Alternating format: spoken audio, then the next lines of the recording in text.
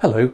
In part one of this series we looked at Swarkestone Pavilion in South Derbyshire. Although more ambitious in design, Tixall Gatehouse, higher up the Trent Valley in Staffordshire, shares some similar features. It was clearly more than simply a gatehouse. Like Swarkestone Pavilion, it once had an attached enclosed grassy court which would have been used for recreational activities, for which the gatehouse would have served as a spectator grandstand. It would also have been used as a summer house. The building is rectangular, with polygonal turrets at each corner, which are crowned with ogee-shaped domes and gilded weather vanes.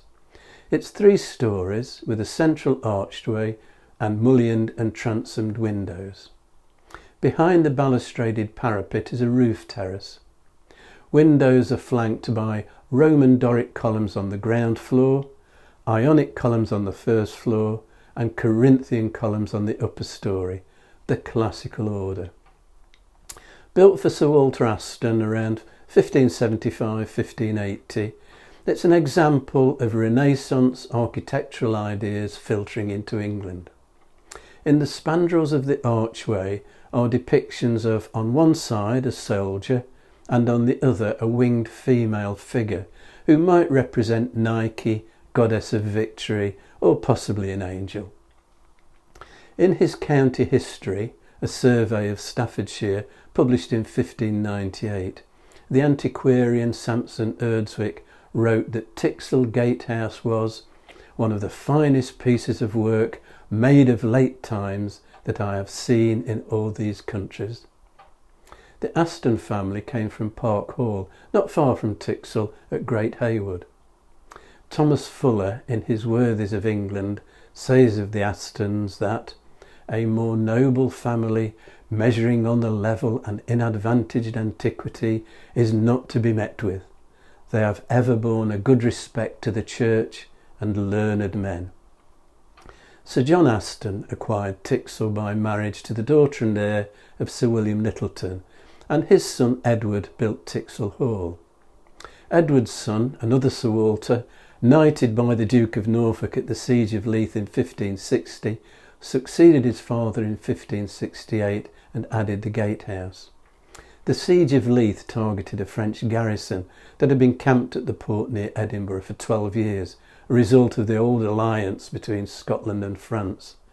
The siege ended peacefully after a treaty was agreed between England and France, and the French troops left voluntarily.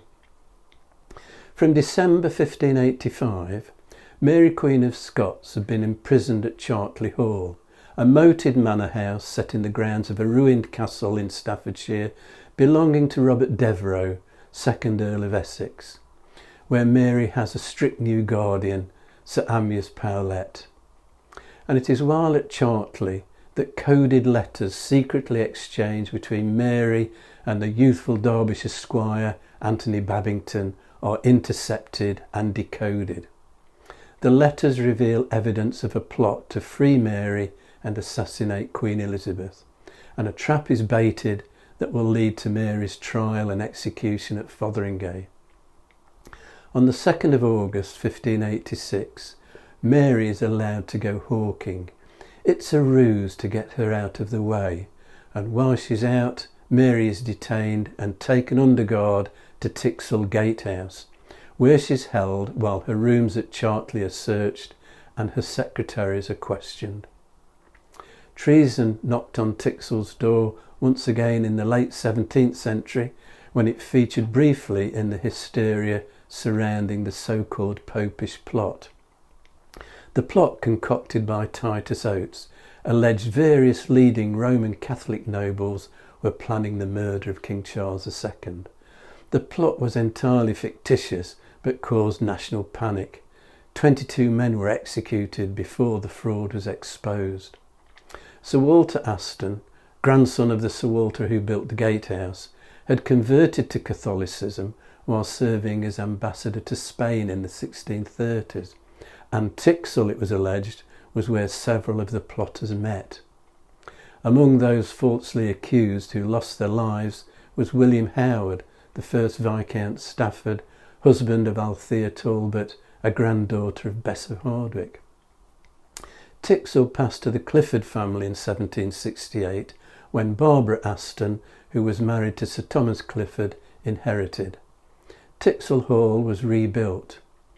Their son, also called Thomas after his father, sold to Earl Talbot of nearby Ingestre, who rented it out. The hall was demolished in the late 1920s, by which time it was in poor repair. Some of the stone was recycled into St John's Church, Littleworth in Stafford. 2 Coade Stone lions from the hall's roof were sold to the Lilleshall estate in Shropshire, then in the hands of Sir John Lee, a Lancashire cotton millionaire, and they now guard the entrance to the National Sports Centre at Lilleshall. Coade Stone was a new artificial building material first marketed in the 1770s by Eleanor Coade in partnership with sculptor John Bacon, with whom she formed the Coade Artificial Stone Company. Mrs. Coade proved a very capable businesswoman and the company thrived. Coade stone was a tough ceramic material made from a mixture of terracotta, silicates and glass, fired over 4 days in high temperature kilns. The recipe and the production process was kept secret and not finally cracked until the 1990s. The shell of Tixall Gatehouse, along with the stables, survived when the hall was demolished, and it was bought by the building preservation charity the Landmark Trust in 1968, renovated and brought into practical use as holiday accommodation. Now, I mentioned the sale of Tixall Hall to Earl Talbot of nearby Ingestre, and the Ingestre estate and its buildings will be my subject next time.